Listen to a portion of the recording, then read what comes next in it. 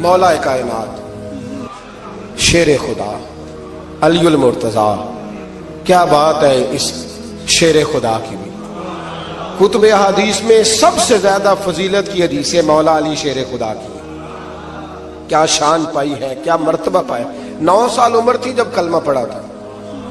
ویسے میرا تو خیال یہ ہے کہ یہ شروع سے کلمہ پڑھتے تھے اس لیے کہ پلے ہی حضور کی گود میں ہے۔ 9 سال کی عمر تھی جب باقاعدہ حضرت علی نے کلمہ پڑھا۔ 9 سال کی عمر۔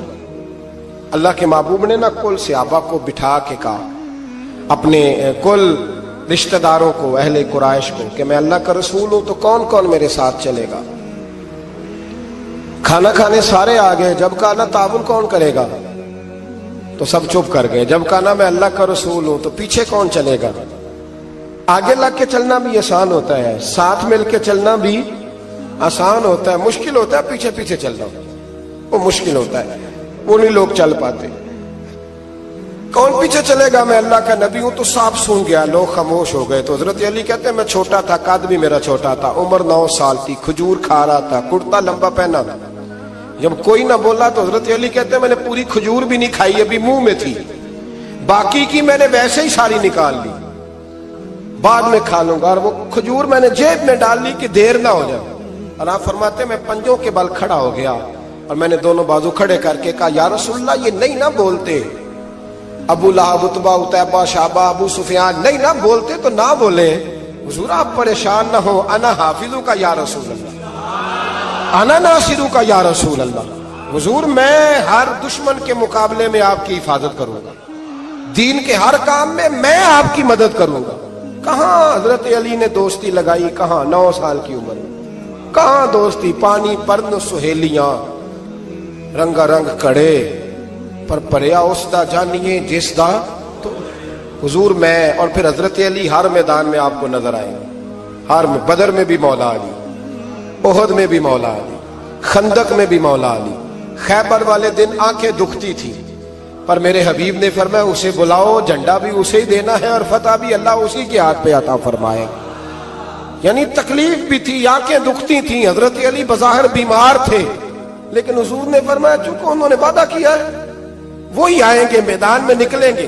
ہر صحابی شان والے، حضرت ابوبکر صدیق کے مقام کو کون پہنچ سکتا ہے، جناب عمر، جناب عثمان، طلحہ و زبیر، ہر ایک کی کیا بات ہے۔ لیکن میرے نبی کریم علیہ الصلوۃ والسلام نے ہر میدان میں انہیں یاد کیا اور وہ ہر میدان میں پہلی صف میں نظر آئے۔ 63 سال عمر تھی حضرت علی کی، کوفے کے بازار سے گزر رہے تھے، ایک کافر نے آ کے خنجر مارا اور جناب علی المرتضیٰ شیر خدا کی داڑھی سے جب خون نکلا نا، وہ 9 سال کی عمر میں وعدہ کیا تھا کہ میں دین کا مددگار بنوں گا، اور جب 63 سال کی عمر میں زخم لگا کوفے کی گلی میں، جناب علی نے اپنا خون دیکھا اور جب زمین پہ گر رہے تھے تو پتہ کیا کہہ رہے تھے، فزت برب الکعبہ، لوگوں رب کعبہ کی قسم میں کامیاب ہو گیا، میں نے آج اپنا وعدہ نبھا دیا، لے سجنا اسا توڑ نبھائی، لے سجنا اسا توڑ نبھائی تے جان دتی راہ تیرے، ختم ہو گئی بات، لے او سجنا اسا توڑ نبھائی، عشق لگا سی کھیڈاں کھیڈ دی لو تے پھر مینوں کھیڈاں بھول گئیاں، میں کجل پایا سی یار دے ویکھنے، پھر وہ یاد وچ روندیاں ہی ڈول گئیاں تے حیدر شاہ اس گلی کدے بھی نہ رول دی، پر ہن تے رول گئیاں تے بلے شاہ دی او جانے، سانو اپنی توڑ نبھا لیندے۔ عزیزو یاد رکھو اللہ رسول سے رشتہ نا ہر لمحہ نبھاؤ۔ میں نے جمعے والے دن بھی کہا تھا کہ مجھے سمجھ نہیں آتی کہ شب برات کو لوگ رو رو کے دعا مانگتے ہیں، میں نے معراج شریف کی رات زیادہ دعا نہیں منگائی۔ میں کہتا ہوں کہ اتنا مسلمان ساری رات رو رو کے دعا مانگتا ہے تو سویرے کرپشن تو پھر بھی نہیں ختم ہوتی۔ توبہ کا ترجمہ یہ ہے کہ پچھلے گناہوں پہ شرمندہ ہوں تو آئندہ نہ کرنے کا وعدہ کرتا ہوں، یہ توبہ ہے۔ یہ بولیے آپ دیکھیں نا ہر مسجد میں رش ہے، اللہ کا فضل ہے، ہم تو ویسے چھوٹے لوگ ہیں لیکن الحمدللہ تعالی یہاں بھی کوئی جگہ نہیں بیٹھنے اٹھنے کی۔ لیکن کیا یہ رسم ہے کہ استغفر اللہ رو رو کے دعا مانگی اور سویرے اسی طرح جھوٹ بولنے کا ارادہ چھوڑا ہی نہیں، فریب چھوڑا ہی نہیں؟ یہ کوئی رسم ہے؟ یہ کوئی ایکٹنگ کرنے آئے ہیں مسجد میں؟ ایک دستک دے رہا ہوں، آپ کو سمجھا رہا ہوں۔ توبہ کا مطلب یہ ہے کہ آج کے بعد جھوٹ نہیں بولوں گا، آج کے بعد غیبت نہیں کروں گا، آج کے بعد حرام نہیں کھاؤں گا، کسی مسلمان کو تکلیف نہیں دوں گا، ماں باپ کو نہیں ستاؤں گا، کسی کی عزت کو نہیں اچھالوں گا۔ یہ توبہ کا معنی ہے۔ لیکن ساری رات روتے رہے اور سویرے پروگرام یہ ہے کہ دکان پہ جاؤں گا تو جھوٹ بولوں گا، کم ناپوں گا، کم تولوں گا، تو یہ توبہ ہے؟ دیکھیں نا، مجھے پتا چل جائے کہ ایک بندہ میرے سامنے آ کے کھڑا ہوا ہے پر وہ جھوٹا ہے، وہ میری تعریفیں کر رہا ہے پر جھوٹا ہے، مجھے غصہ آئے گا کہ نہیں آئے گا؟ لیکن اللہ رسول کی بارگاہ میں ساری رات رو رو کے ہائے ہائے کرنا، سویرے پھر وہی پروگرام۔ میرے رسول کریم نبی رحمت علیہ السلام، مکے کا زمانہ اسلام پر غربت تھی، کمزوری تھی۔ قبیلہ زبید کا ایک شخص مکے آیا، زبیدی، ایک مکے میں منڈی لگتی تھی، اس کا نام تھا حضورہ۔ یہ جو حضورہ منڈی تھی، اس منڈی پر ابو جہل کا قبضہ تھا۔ آج کل تو نہیں قبضہ ہوتا منڈیوں پر کسی کا، حضورہ نامی منڈی پہ نا ابو جہل کا قبضہ تھا۔ اونٹ بڑے خوبصورت تھے، شاندار تھے۔ اس نے کہا میں نے بولی دینی، ابو جہل نے اعلان کیا خبردار کوئی بولی نہ دے۔ بڑی دور تھا قبیلہ زبید، وہ آدمی واپس لے جا نہیں سکتا تھا، مجبور ہو گیا۔ ابو جہل کہنے لگا چوتھا حصہ قیمت دوں گا اور اونٹ تمہیں دے کے جانے پڑیں گے، یعنی اگر لاکھ کے ہیں تو 25,000 کے دو۔ بندہ بڑا پریشان ہوا، چودھریوں سے بات کی تو کہنے لگے بدماش بڑا ہے، ہم شریف لوگ ہیں، شریف اور بزدل میں، بزدلی کو شرافت کا نام نہ دو، پکی بات کر رہا ہوں، شریف اور بزدل میں شریف ضرور بنو پر بزدل نہ بنو۔ جی ہم جی شریف لوگ ہیں جی، وہ کیا مطلب؟ کوئی پاس نہ آیا، وہ بیچارہ نہ کونے میں بیٹھ کے رونے لگ گیا، کہنے لگا میں کدھر جاؤں یارو، میں واپس بھی نہیں لے جا سکتا، اور چوتھے حصے میں دے کیسے جاؤں، اتنا نقصان۔ وہ رو رہا تھا تو کہیں حضرت زید بن ارقم نے سن لیا۔ آپ فرمانے لگے کیوں روتا ہے؟ کہنے لگا یار میں نے تو اہل عرب کی تعریف سنی تھی، میرے ساتھ کھڑا ہی کوئی نہیں ہوتا۔ تو آپ فرمانے لگے تو نے عربی دیکھا ہی کب ہے؟ اگر کائنات کا حسین و جمیل عربی دیکھنا ہے تو جا حرم مکہ میں بیٹھا ہے، مکھ چند بدر شاہ شانی ہے تے متھے چمک دی لاٹ نورانی، کالی زلف تے اکھ مستانی، مخمور اکھی ہیں مد بریاں سبحان اللہ، ما اجمل کا ما احسن کا ما اکمل، کتھے مہر علی تے کتھے تیری ثنا، مشتاق اکھی کتھے جال۔ تو نے دیکھا کب ہے؟ اگر عربی دیکھنا ہے نا تو وہ بیٹھا ہے، جا جا کے حرم میں ٹیک لگائے، مظلوموں کے والی، غریبوں کے ماوا، رسول رحمت، ایک سادی سی چادر اوڑے حضور بیٹھے تھے۔ وہ زبیدی کہتا میں آیا، نبی کریم کو بات سنائی، حضور فرمانے لگے این الجمل کا، او کدھر ہے تیرے اونٹ؟ عرض کی حضور وہ وہاں ہیں۔ فرمایا چل نہ۔ حضور کوئی بولی نہیں لگا رہا، کوئی خرید نہیں رہا، ابو جہل گھنٹا پڑا اس کے ڈر سے سہم گئے۔ حضور فرمانے لگے چل نہ، میں بولی لگاتا ہوں۔ اور دیکھو نرخ بازار محبت کا انوکھا ہو گیا، خود خریداروں شامل آ کے مولا ہو گیا۔ نبی کریم نے حضرت سعد بن ابی وقاص کو بلایا، حضرت عمر کو، حضرت ابو بکر کو، مدد کے لیے نہیں۔ حضور فرمانے لگے میری جیب میں پیسے تھوڑے ہیں، ظاہری طور پہ تھوڑے ہیں، ورنہ تو کائنات کے خزانوں کی کنجیاں حضور کے پاس، تھوڑے تھوڑے پیسے دو بھی بولی دینی ہے۔ سب سے پیسے لیے چلو بولی لگانے چلے۔ حضور آئے، اللہ اکبر، یہ میرے رسول کا طریقہ ہے، آؤ ذرا تھوڑی دیر کے لیے سوچیں۔ ابو جہل بیٹھا ہے بڑی مسند پہ، قربان جاؤں مدینے والے حبیب۔ وہ زبیدی کہتا اس کے کپڑے مہنگے تھے، حضور کے سادے تھے، اس نے بڑی پگڑی باندھی تھی، حضور کی سادی تھی۔ کہتے ہیں وہ آنکھیں اٹھا کے بات کرتا، مدینے والے نبی آنکھیں جھکا کے بات کرتے۔ وہ بولتا جاتا، حضور تھوڑے تھوڑے سادے سادے ٹھہر ٹھہر کے جملے بولتے۔ کہتے ہیں نبی کریم علیہ السلام اس کے ساتھ آ کے حضور بیٹھ گئے اور فرماتے ہیں میرے رسول کریم نے اپنا جبہ سیدھا کیا، پگڑی کو حضور نے سیدھا کیا، فرمایا چل لگا بھائی بولی۔ ایک اس نے لفظ بولے، پھر حضرت ابو بکر نے بولی دی، پھر حضرت عمر نے دی، پھر سعد بن ابی وقاص نے دی، پھر زید بن ارقم نے دی، پھر رسول کریم نے دی۔ وہ کہتا ہے جتنے میں بیچنا چاہتا تھا نبی پاک نے ڈبل میں میرے اونٹ خریدے، ڈبل میں اونٹ خریدے میرے رسول. سلام اس پر کہ جس نے دشمنوں کو بھی قبائیں دی، سلام اس پر کہ جس نے گالیاں سن کر دعائیں دی. اور میرے اعلیٰ حضرت کہنے لگے جاؤ جا کے اعلان کر دو، غم زدوں کو رضا مجدہ دیجئے کہ ہے بے کسوں کا سہارا ہمارا، بے کسوں کا سہارا. جاؤ غم زدوں کو رضا مجدہ دیجئے کہ ہے بے کسوں کا سہارا. رسول کریم صلی اللہ علیہ وسلم نے نا خریدا مال، اور حضور سید عالم وہاں سے نکلے، اور نکلتے وقت حضور فرمانے لگے ابو جہل تیری آج شکایت آئی ہے، آج کے بعد نہ آئے. مکہ سارا اس کے ساتھ ہے، حضور کی مخالفت ہو رہی ہے، 40 لوگ ہیں صرف کلمہ پڑھتے، اور دین کا کام دار ارکم میں قید ہو کے کرنا پڑتا ہے. لیکن جب ظالم کے خلاف نکلے ہیں تو پھر دار ارکم میں بند ہو کے نہیں، پھر میدان میں نکلے اور فرمایا آج کے بعد تیری شکایت نہ آئے. کہنے لگا جی بالکل نہیں آئے گی، میں آپ کو موقع نہیں دوں گا. حضور چلے گئے تو پیچھے سارے کافر اس کے گرد اکٹھے ہو گئے، کہنے لگے ہم پہ تو بڑا روب ڈالتا ہے، اب تجھے کیا ہوا، پانی پانی ہو گیا، تم کیا کون سا سانپ سونگ گیا، بولا ہی نہیں. کہنے لگا مجھے لات و منات کی قسم، جب مصطفیٰ کریم میرے پاس آئے تو ان کے ساتھ ایسی ایسی طاقتیں تھیں، نیزے تھے، برچیاں تھیں، بھالے تھے، مجھے لگتا تھا میں نے سی کی تو میرے ٹکڑے ٹکڑے کر دے. کہنے لگا جب پاگل ہو گیا، ان کے پاس تو چھڑی بھی کوئی نہیں تھی، وہ تو خالی ہاتھ ہیں، بکواس کرتا ہے، کچھ بھی نہیں تھا. کہنے لگا مانو نہ مانو، ان کے پاس بڑا کچھ تھا. اور اگلی بات جو اس نے کی وہ تاریخ میں محفوظ ہے، وہ تاریخ میں محفوظ ہے، وہ تاریخ میں محفوظ ہے، وہ تاریخ کا حصہ ہے. ابو جہل کہنے لگا اٹھتے ہی کہ مجھے لگتا ہے جب تک محمد ابن عبداللہ موجود ہیں یہ ہمیں ظلم نہیں کرنے دیں گے، یہ ہمیں کوئی زیادتی کرنے، تاریخ میں محفوظ ہے جملہ ابو جہل کا. کہنے لگا جب تک یہ موجود ہے ہمیں کوئی زیادتی کرنے. حضرت فرمایا کرتے تھے زندہ نبی کے ماننے والوں زندہ بن کے زندگی گزارو. زندگی زندہ دلی کا نام ہے، مردہ دل کیا خاک جیا کرتے؟ جو قومیں سر اٹھا کے جیتی ہیں وہ زندہ ہوتی ہیں.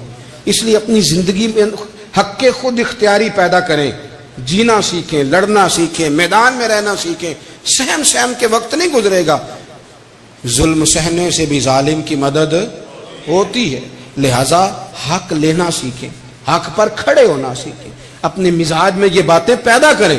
مجھے خاتون نے پوچھا میرا بھائی کہتا ہے حصہ لے لے پھر میرے مرے کا منہ نہ دیکھنا. میں کہ پتر تو حصہ لائے نہ منہ ویکھی ہوتا، کوئی ضرورت نہیں، منہ ایسے ظالم کا منہ ویسے بھی نہیں دیکھنا چاہیے جو بہنوں کا حصہ کھا جائے. میں نے کہا تو منہ دیکھنے کی کوئی ضرورت، یہ کوئی بلیک میلنگ ہے؟ ابا کہتا ہے حصہ لے لو منہ نہ دیکھنا. میں کہا بالکل نہ ویکھی، تو بلکہ آنکھ میں ویکھنا بھی نہیں چاہتی، تو ادھر رکھ، اللہ رسول نے مقرر کیا میرا حصہ. کیا فلسفہ ہے ہمارا؟ جو بات غلط ہے اس پہ لوگوں کو بلیک میل کرتے ہو. جائز بات پہ ڈٹنا سیکھو. آپ جب ڈٹ جاتے ہیں نا تو پھر اللہ مدد کرتا ہے، پھر اللہ تتنزل علیہم الملائکہ، پھر اللہ فرشتے بھی نازل کرتا ہے.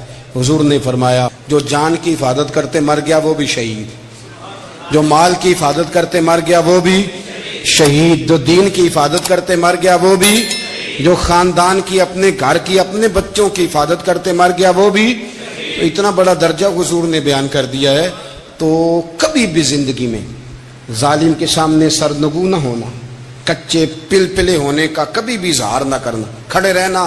جو کھڑا رہتا ہے رب اس کے ساتھ رہتا ہے. اللہ سمجھنے کی توفیق عطا فرمائے. اسحاق نے بھی لکھا ہے، ابن حشام نے بھی لکھا، البدایہ والنہایہ میں بھی ہے. کچھ تو لوگ ایک ایک دو دو کر کے مسلمان ہوئے نا، کچھ قبیلوں کے قبیلے مسلمان ہوئے. بنو عراش ایک قبیلہ تھا، اس کا ایک شخص مسلمان ہوا، پھر سارا قبیلہ مسلمان ہوا. وہ کہتا ہے میں نا مکہ مکرمہ آیا. یہ وہ دور تھا جب نبی پاک علیہ السلام نے ابھی اعلان نبوت فرمایا تھا، اور وہ اسلام پر غربتوں کے دن تھے. سارا مکہ جب جتھا ہو جاتا ہے پھر تو بندے کی بڑی بات ہوتی ہے نا، اور جب ایک ایک دو دو سنگی ہو تو پھر مشکل ہوتا ہے. غربتوں کے دن تھے. کہتے ہیں میں مکے آیا، میں چھوٹا سا کاروباری تھا، بیوپاری تھا، تاجر تھا. میں گاؤں سے جانور خریدا کرتا تھا، شہروں میں بیچا کرتا تھا. کہتے ہیں میں نے نا 2 اونٹ یا 2 گھوڑے، مختلف کتب میں مختلف لفظ ملتے ہیں. کہتے ہیں وہ 2 اونٹ میں گاؤں سے لایا، مکے میں نے بیچنے تھے. جب میں مکے پہنچا تو پہلی ملاقات ہی ابو جہل سے ہو گئی. مجھے کہنے لگا یہاں ایک شخص نے دعویٰ کیا نبوت کا، اس کے قریب نہیں جانا. کہتے ہیں میں نے کہا یار مجھے تو پتہ بھی نہیں تھا، یہ تو تعارف تم نے کرایا ہے. تو کہنے لگے ان کے قریب نہیں جانا. کہتے ہیں میں بڑا کم دائیں بائیں تو آتا تھا، مکے میرا کم آنا جانا رہتا تھا. قریب نہیں جانا. میں نے کہا چلو نہیں جاتے. کہتے ہیں اسے اونٹ پسند آ گئے, اس نے خرید لیے. میں نے کہا پیسے؟ تو کہنے لگا کل دے دوں گا. اگلے دن میں اس کے گھر لینے گیا تو کہنے لگا کل دوں گا. اب ہوٹل بھی نہیں ہوتے تھے, پردیسی بیچارے, بڑے ان کے لیے مشکلات ہوتی تھی کسی دوسرے شہر میں رہنا. کہتے ہیں میری کل جمع پونجی بھی وہی تھی جو میں نے لگا دی. تیسرے دن میں گیا تو میں نے کہا یار میرے پیسے دے, میں غریب آدمی ہوں اور میرے تو بچے انتظار کر رہے ہیں اور میں سڑک پہ سو کے وقت گزارتا ہوں, میرے پیسے دے میں جاؤں. کہتے میں نے دبا کے بات کی تو ابو جہل کہنے لگا جا دوڑ جا, جہاں سے ملتے ہیں لے لے. کہتے ہیں پردیس تھا, انشاءاللہ پردیسی کوئی بھی نہ تھی. کخ جنا تو پارے. کہتے ہیں کہ میں پریشان ہو گیا کہ یہ کہتا جا دوڑ جا. میں کانپنے لگا. میں نے لوگوں سے پوچھا چودھری کہاں بیٹھتے ہیں, سردار کہاں؟ انہوں نے کہا حرم مکہ میں جو ٹولیاں بنا کے بیٹھے ہیں وہ ہمارے سردار ہی ہیں. کہتے ہیں میں وہاں پہنچا, اتبا, اتیبہ, شیبہ, اخنس بن شریح, ابو سفیان سب بیٹھے تھے. میں قریب گیا, میں نے کہا مکے کے سرداروں میں تمہارے شہر میں لٹ گیا, میرے لیے مشکل بن گئی. کہا کیا ہوا؟ کہنے لگے ایک آدمی نے مجھ سے 2 اونٹ خرید لیے, وہ میری کل کمائی تھی, پہلے تو آج کل کرتا رہا, اب کہتا جا دوڑ جا, کچھ نہیں ہے, میری مدد کرو. کہتے ہیں اتبا بولا. کہنے لگا کس کی طاقت ہے ہمارے ہوتے ہوئے تیرے پیسے دبا جائے. کہتے ہیں جب اس نے یہ کہا تو میرے اندر امید کی کرن چمکی کہ میرے مل جائیں گے. کہتے کون ہے بتا؟ میں نے کہا کہ ابو جہل. کہتے اس نے ساتھ ہی نا گردن جھکا لی. کہنے لگا اوہو وہ تو بہت بڑا گنڈا ہے, تو کہاں الجھ گیا؟ وہ تو پیسے نہیں ملتے. کہتے ہیں اب تو میرے پاؤں تلے زمین نکل گئی. یہ تاجر نا جب ڈوبتا ہے تو خودکشی کرتا ہے معاذ. اس لیے کہ جب کسی انسان کی کل پونجی, ایک تاجر کے ساتھ بہت سارے لوگ وابستہ ہوتے ہیں, یہ دولت کی محبت نہ سمجھے, اس کو بہت بڑا الجھاؤ ہوتا ہے. اور ہمارے ہاں جب لوگ عروج پہ ہوتے ہیں تو سجن بھی بڑے ہوتے ہیں, اور جب انسان ڈوبنے لگتا ہے تو اس کا ہاتھ بھی کوئی نہیں تھامتا. ساری عمر یہ آٹا گد ہے, لکھاں کیتے نہیں پیڑے, وقت آیا ہی تے محمد بخشا کوئی نہیں ہو بیٹھا لیڑے. آپ کو پتہ ہے کوئی قریب بھی نہیں آتا غربت کے دنوں میں. کہتے ہیں میں کانپنے لگا, اب میں کیا کروں گا, میری بیٹیاں میرے بچے تو رہیں گے. ادھر دیکھنا میری طرف. کہتے ہیں سامنے نا بیت اللہ شریف کے ساتھ ٹیک لگا کے آمنہ کے لال بیٹھے تھے, سادہ سا لباس, سادہ سا. حضور نہ کوئی تسبیح پڑھ رہے تھے. اتبا نے معاذ اللہ ثم معاذ اللہ, نقل کفر, کفر نہ باشد, پبتی کسی مذاق کیا. کہنے لگا وہ جو بیٹھے نا وہ تیرا مسئلہ حل کر سکتے ہیں وہ. کہتے اس نے یہ کہا اور باقی ہنسنے لگے. مجھے سمجھ نہ آئی کہ بھیجتے بھی ہیں اور ہنستے بھی ہیں. انہوں نے تو معاذ اللہ مذاق کیا نا کہ آج کل تو بڑا سارا مکہ مخالف ہے, تو وہ کیسے جائیں گے, اور ابو جہل سب سے بڑا مخالف ہے. کہتے میں نا آہستہ آہستہ قریب گیا حضور کی. غریب آدمی ڈرتا ہے نا بیچارہ, وزیروں سے بھی پیروں سے بھی کامتا رہتا ہے. کہتے میں آہستہ آہستہ قریب گیا اور پیچھے جا کے بیٹھ گیا. میرا دل تھا کہ وہ فارغ ہو کے میری طرف دیکھیں گے, تب میں ڈر رہا تھا, سہم رہا تھا. لیکن کہتے میں قربان جاؤں, ابھی میں پورا بیٹھا بھی نہیں تھا کہ مدینے کے چاند نے میری طرف رخ پھیر لیا. حضور نے رخ پھیرا اور کہتے 2 جملے نبی پاک نے کہے تو مجھے یوں لگا جیسے پردیس میں مجھے میری ماں مل گئی ہو. کہتے 2 جملے, میں کھل کے رویا. 2 جملے صرف. پہلا جملہ محبوب نے فرمایا پردیسی لگتے ہو, اور دوسرا فرمایا پریشان لگتے ہو. ایک باری میری اکھیاں چوں اونا نے اتھرو پونجے سن, ہن تے چسکا پہ گیا رونے دا, ہن تے چسکا پہ گیا رونے دا, تے ہر ویلے آ ہو زاری دا. کہتے ہیں نبی کریم علیہ السلام نے جب پوچھا تو میں رویا. میں نے کہا محبوبہ میں آپ کو جانتا تو نہیں پر پردیس میں لٹ گیا ہوں. کہتے میں رونے لگا تو حضور نے فرمایا چپ کر, رونے کی بات نہیں. میرے کاندھے پہ تھپکی دی, فرمایا پریشان نہ ہو. پہلا ہی جملہ, پوچھا بھی نہیں کام کیا ہے, یہ بھی نہیں بتایا مسئلہ کیا ہے. محبوب فرمانے لگے چپ کر, آنسو پوچھ لے, جیسے تو کہے گا نا ویسے ہی ہو جائے گا. وہ بریلی کے امام بولے اور فرمانے لگے غم زدوں کو رضا مجدہ دیجئے کہ ہے, غم زدوں کو رضا مجدہ دیجئے کہ ہے, بے کسوں کا سہارا ہمارا نبی, سب سے اولا ہو آلہ ہمارا, سب سے بالا ہو آلہ ہمارا نبی. کہتے ہیں نبی کریم علیہ السلام نے فرمایا جیسے تو کہے گا ویسے ہی. کہتے ہیں پھر حضور نا میرا بازو پکڑا اور گھر لائے. تعلق نہیں پوچھا, رشتہ نہیں پوچھا, کام نہیں پوچھا. پھر حضور نے مجھے چٹائی پہ بٹھایا میں کئی دنوں کا بھوکا تھا، دلوں کے حال جاننے والے رسول نے مجھے سرکہ دیا، کھانا دیا، شہد دیا، دودھ پلایا۔ جب میں سیر ہو گیا نا اور کچھ مجھے تسلی ہوئی تو فرمانے لگے بتا تیرا مسئلہ کیا ہے؟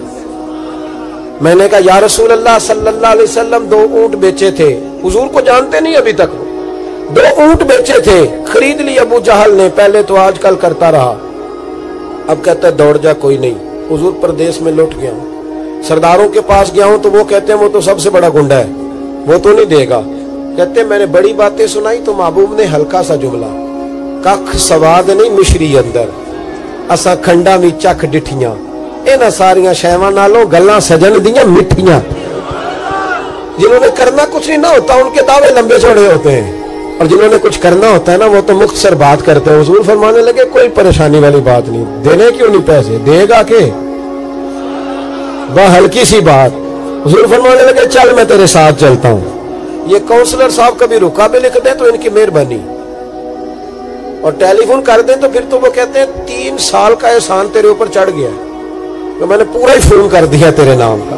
حالانکہ جب ووٹ لینے آئے تھے تو کہتے تھے میں قوم کا خادم ہوں، اور پھر یہ قوم کا غریب آدمی دروازے پہ جا کے بیٹھتا ہے تو پتہ چلتا ہے چودھری صاحب ٹوتھ پیسٹ کر رہے ہیں، پھر پتہ چلتا ہے بریڈ ٹھنڈا ہو گیا تھا تو گرم ہونے گیا، پھر پتہ چلتا ہے کہ گاڑی باہر آ کے پوچھتے ہیں گڈی کرائی ہے۔ شرم کرو، شرم کرو، وارث شاہ مان کری نہ وارثانہ، رب بے وارثہ کر کے مار دیں۔ اگر اللہ نے تمہیں اعزاز دیا تو غریبوں کو رول کے مارو گے؟ شرم نہیں آتی؟ کل تک کہتے تھے قوم کے خادم ہیں، آج اسی قوم کا یہ حال کرتے ہو، تمہیں حساب دینا پڑے گا صبح قیامت، اللہ تم سے پوچھے گا۔ حضور نے فرمایا جس کے ذمے اللہ نے کچھ لوگوں کی ڈیوٹی لگائی، رعایا بنایا، اسے اپنی رعایا کے بارے میں جواب دینا پڑے۔ کہتے ہیں نبی کریم علیہ السلام نے فرمایا چل میں تیرے ساتھ چلتا ہوں، قربان جاؤں۔ کہتے ہیں نبی کریم نے نظریں جھکائی ہیں، سادہ سا امامہ، سادہ سا لباس، اور سارے رستے میں باتیں کرتا رہا، پر حضور نہ ہلکا ہلکا میری طرف دیکھتے پر بولتے کچھ نہیں۔ کہتے میں رستے میں سوچنے لگا کہ وہ تو بڑا گنڈا ہے اور محبوب تو بولتے بھی دھیما دھیما ہے، اس کے ساتھ بات کیسے کریں گے؟ میں سوچ جب آپ اس ذوق سے اللہ رسول کی بات لیں گے نا اس طرح، یعنی بندے کا پیالہ سیدھا ہی نہ ہو اور وہ خیرات مانگنے آ جائے، اس کا چہرہ اس طرف اور وہ کہے جناب اگر مہربانی ہو تو دے دے، نہیں تو میں جا رہا ہوں، تو دیتا ہے کوئی؟ اس کی نا وہ کیفیت دیکھ کر، اس کا ذوق دیکھ کر، اس کا درد دیکھ کر، اس کا ذوق دیکھ، حضور کی حدیث سے، قرآن کی آیت سے جب تک یہ والا ذوق نہیں ہوتا، یعنی ہمیں صحیح حدیث میں ملتا ہے کہ ایک شخص مدینہ طیبہ میں رہتے تھے، پر انہیں پتہ چلا تھا کہ ایک بندے کے پاس حدیث ہے پر بندہ دمشق میں ہے، تو وہ ایک حضور کی حدیث لینے کے لیے مدینے سے دمشق آئے اور پوچھا کیسے آئے ہو؟ تو کہنے لگے مجھے پتہ چلا ہے آپ کے پاس حضور کی ایک حدیث ہے، مجھے وہ میرے نبی کی بات تو سنا دے۔ وہ ذرا حضور کا فرمان تو، ہمارے بزرگوں کا یہ جو آپ کا کیا خیال ہے کہ جو بابا تسبیح 24 گھنٹے پھیرے سے وہی ولی ہے؟ وہ بھی بڑی بات ہے، لیکن یہ جو آپ کو کتابوں میں ہر وقت بیٹھے نظر آتے ہیں نا، یہ جو ہر وقت آپ کو لائبریریوں کے اندر موجود دکھائی دیتے ہیں، یہ جو ہر وقت شروحات کھولے ہوئے دکھائی دیتے ہیں، یہ شروحات نہیں کھولے ہوئے، یہ مدینے والے کی محبت کے نغمے تراش رہے ہیں اور پیار ان کا ہو رہا ہے حضور کے ساتھ۔ جب تک ہم اس ذوق سے دین، ہمارے بزرگوں کا نا یہ ایک خاصا رہا، اعلیٰ حضرت بریلوی رحمت اللہ علیہ سے کہا گیا کہ آپ قرآن مجید کا ترجمہ کریں، اردو میں اس ترجمے کو آپ کریں تاکہ لوگ استفادہ کر سکیں۔ تو فاضل بریلوی نے کیا کہا، ٹھیک ہے، بڑے عالم تھے نا، 100 کے قریب علوم جانتے تھے اور دسترس رکھتے تھے چیزوں پر، انہوں نے یہ نہیں کہا کہ یہ تو میری مطلب مٹھی کا کام ہے، معاذ اللہ بھائی ہو جائے گا، انہوں نے کہا یہ بڑا مشکل کام ہے بھائی، قرآن پاک کا۔ فرمانے لگے لکھنے والا بھی باوضو ہونا چاہیے، جو لکھا رہا ہے، جو بیٹھا ہے، جو امداد کر رہا ہے، جو کاغذ لا رہا ہے، جو چھپائی ہوگی، جو لے کے جائے گا، جو لائے گا، ہر آدمی طہارت والا ہونا چاہیے۔ فرمایا یہ تو چھپنے جائے گا تو اس وقت بھی سارے آداب کا خیال رکھا جائے، عام کتاب نہیں، اللہ کا کلام ہے۔ یہ ذوق، اذان شروع ہوگی، اذان سنے گی۔ ایک تو یہ کہ ان لوگوں نے نا بڑے ذوق سے اس کو نا بڑے پریم سے لیا، بڑے پیار سے لیا۔ ہم نہ جب تک کتاب و سنت کو اس ذوق سے پڑھتے نہیں، سنتے نہیں، اور وہ خاص شوق نہیں پیدا کرتے، وہ چیز نہ طبیعت میں بیٹھے گی نہیں۔ دوسری پھر بات یہ تھی، کسی بندے کو کنفرم ہو جاتا ہے کہ یہ فلاں چیز میرے بچے کے لیے بڑی اچھی ہے اور فلاں اس کے لیے نقصان دہ ہے، اور بچہ خدا نخواستہ کسی وجہ سے بیمار ہے یا اس کا ضرورت مند ہے، آپ اندازہ کر لیں کہ وہ بندہ نا پھر پوری جد و جہد کرتا ہے، پوری کوشش کرتا ہے۔ ویسے تو اماں کا دل نہیں کرتا کہ ایک ہلکی سی سوئی بھی بچے کو چبھے، لیکن اگر ڈاکٹر کہہ دینا کہ مجبوری ہے تو پھر کئی دفعہ وہ خود پیر پکڑ کے بچے کو انجیکشن لگواتی ہے، اور جب اس نے لگوا لیا پھر اس کو سینے سے بھی لگاتی ہے، پیار بھی کرتی ہے۔ وہ کہتی ہے پتر یہ میری مجبوری تھی ورنہ میں چاہتی نہیں۔ جب کسی چیز کو وہ اپنے بچے کے لیے بڑا بہتر جانتے ہیں نا، آپ نے دیکھا نہیں ساری زندگی باپ پردیس میں گزارا ہے، ساری زندگی تکلیف میں گزاری ہے، کس لیے؟ کہ میرے بچے پڑھ جائیں، قابل ہو جائیں، آگے چلے جائیں۔ ہمارے بزرگوں کو چونکہ محبت اللہ رسول سے تھی تو جس شوق سے وہ دین کا علم پڑھتے تھے نا، پھر اس سے کہیں زیادہ ذوق کے ساتھ وہ دین کو پھیلایا بھی کرتے تھے۔ کسی بندے کے ساتھ بھی وہ اس طرح کا سلوک کرتے تھے کہ یہ بالکل بچہ ہے چونکہ دین نہیں پڑھا ہوا، تو وہ اس کو جب سمجھاتے تھے، قائل کرتے تھے، تو ایک پیچھے درد ہوتا تھا، ایک پیچھے ذوق ہوتا تھا۔ آپ کی توجہ ہے میری بات پر؟ ہمارے ہاں باللہ ماشاءاللہ میری طرح کے لوگ چونکہ تقریریں کرتے ہیں تو روایتی پن موضوع چل رہا ہے، ایک آج کل وہی موضوع بیان ہوتا ہے اگلے دن، اور قوم بھی یہی چاہتی ہوتی ہے کہ میں نے جانا ہے تو فلاں عنوان پر تقریر ہوگی، اور پھر وہ 3 4 6 8 نقطے ہوں گے، اور اگر مولوی صاحب جوشیلے ہوں پھر تو کیا ہی بات ہے۔ اور جس طرح ہمارے ہاں اب علماء سے زیادہ جوشیلے نقیب مجلس ہوتے ہیں، تو اللہ کرے کہ وہ ایک جگہ ٹھہر کے نقابت کریں، ورنہ میری طرح کا بندہ تو ڈر رہا ہوتا ہے، وہ تھوڑا ادھر چلے جاتے ہیں، پھر تھوڑا ادھر چلے جاتے ہیں، پھر ایک اور بڑی خوفناک بات کرتے ہیں، کہتے تگڑے ہو جو میں جملہ دینے لگا، تو کئی دفعہ ڈر لگتا ہے کہ جملہ دینے لگا ہے کہ بم چلانے لگا ہے کوئی، تو کہہ جو تو نے کہنا ہے۔ آیات پڑھی علماء نے، احادیث پڑھی، کوئی اتنی زیادہ تو نہیں پریشانی کا انہوں نے اظہار کیا جتنی آپ پریشانی کا اظہار کر رہے ہیں۔ اور پھر بعض اوقات تو اتنی خوفناک صورتحال ہو جاتی ہے کہ میری طرح کا بندہ وہ بھی ڈر رہا ہوتا ہے کہ جب میں ہاتھ نہ کھڑے کیتے تو پتہ نہیں انہیں تے کی فتویٰ آئے گا، کیونکہ یہ تو کہہ رہے ہیں بھی تو تے عاشق ہی نہیں، تو ہاتھ ہی نہیں چکیا، کیا مطلب کس طرف چلے گئے؟ وہ کدھر گئی حدیث جس میں صحابہ فرماتے ہیں سروں پہ پرندے بیٹھے ہوتے تھے، ہلیں گے تو وہ اڑ جائیں گے، تو تے ہاتھ چکیے تو پرندہ رہندا ہے گیا۔ چلیں جو اٹھائے اچھی بات ہے، اس سے انکار نہیں، ضرور اٹھائے، خیر کی بات، لیکن جو نہیں اٹھا رہا اس پر جبر کس بات کا، اس پر فتویٰ کس بات کا، آزمائش کس بات کی؟ اس لیے نقیب محفل سے بالخصوص میں عرض کرنا چاہوں گا کہ کچھ چیزیں ایسی ہیں جن کا اعتدال میں ہونا بڑا ضروری ہے، بڑا ضروری ہے، ان کو اعتدال میں رکھا جائے۔ آپ میری بات کو سمجھیں گے، ہمارے بزرگوں نے، صوفیاء نے نا، درد تھا ان کے دلوں میں کہ میں نے دین پھیلانا ہے، درد تھا، بے نمازی کو دیکھ کے پریشان ہو جاتے تھے،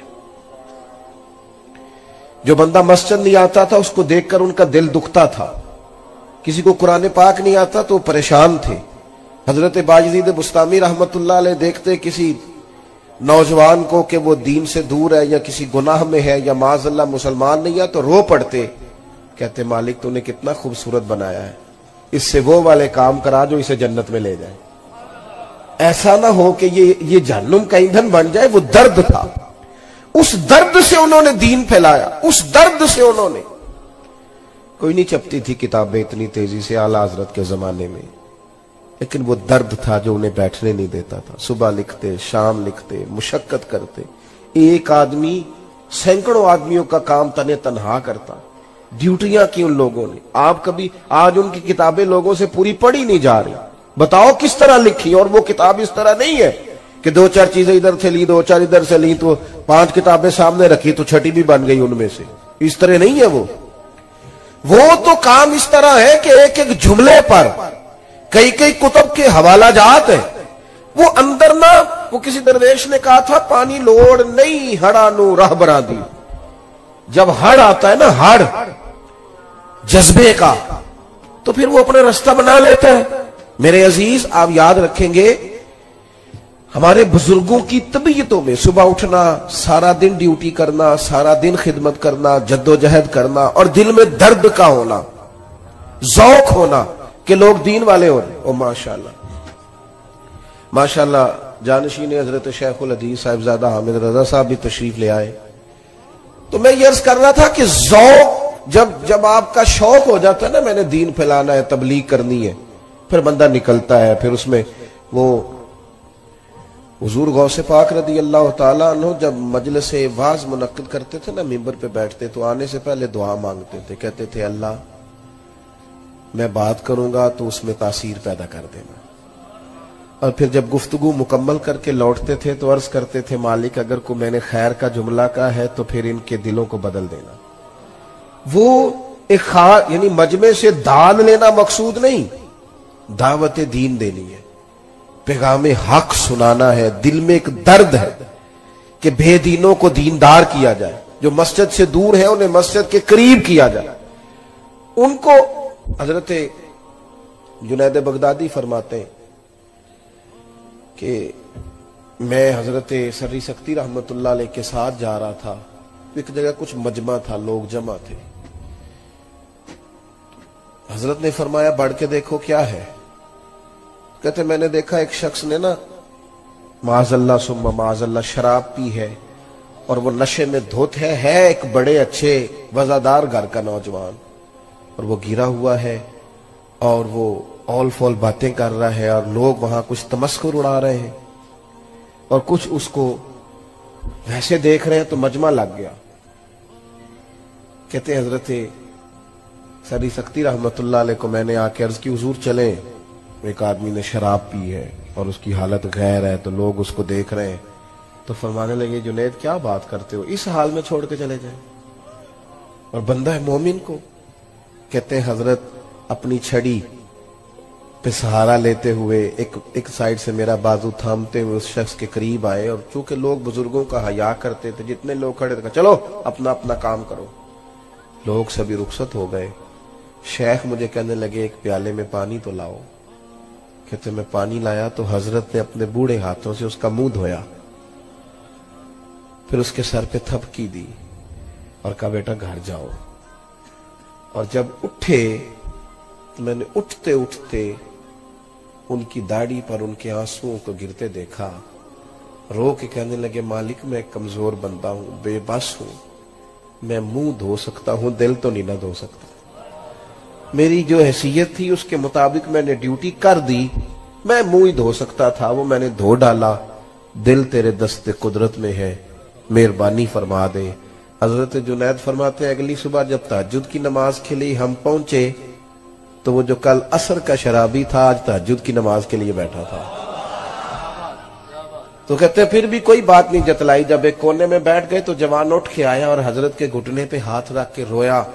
کہنے لگا بابا تیری دعا میں بڑا اثر ہے، کل تو نے منہ دھویا تھا تو کریم رب نے دل بھی دھو ڈالا ہے، کرم ہو گیا ہے. ہمارے بزرگوں کی جو تبلیغ تھی ان کا درد تھا، انہیں سونے نہیں دیتا تھا. وہ درد وہ لے کے نکلے نا. سب جانتے تھے مدینہ طیبہ میں تدفین اور جنت البقیع کی سعادت کتنی بڑی بات ہے، لیکن نکلے نا صحابہ.